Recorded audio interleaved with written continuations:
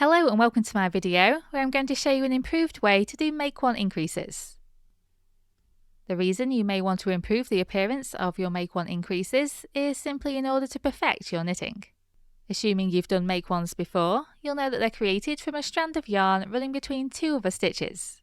Those two other stitches sitting either side of the make one increase end up becoming tighter. The make one literally steals yarn from these stitches, making them smaller as a result. You can see on this sample here, where I've done make ones either side of the central stitch, that the stitches down the centre alternate between smaller and larger stitches.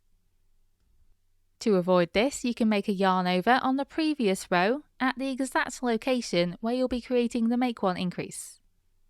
The yarn over is literally just yarn wrapped around the needle, and the purpose of this here is to provide extra yarn to use for the make one. This means that the yarn won't need to be stolen from the stitches either side. Okay, so I'm just working up to the exact point where I'll be doing a make one increase on the next row. I want to do the make one on the right side of this stockinette stitch, so I'm going to be adding the yarn over on this wrong side row.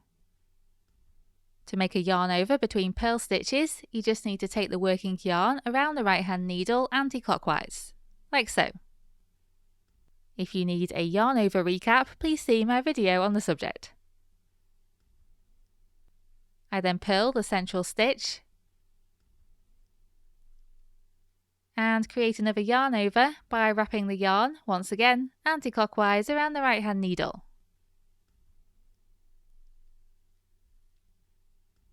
Then I carry on with purl stitches.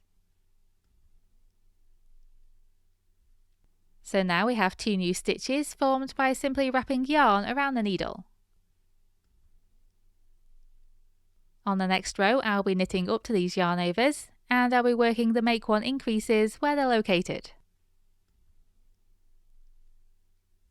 So once I reach the first one, I drop the yarn over off the needle, which you can see creates a loose strand.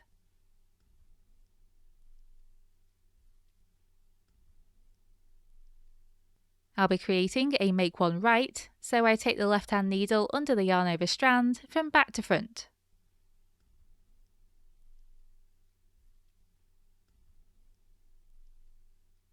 I then knit that stitch.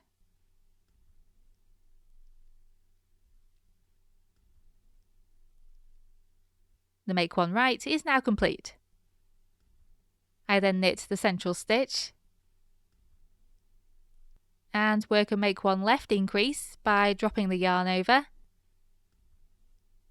picking it up again with the left hand needle by going from front to back underneath, and then I knit that stitch through the back loop.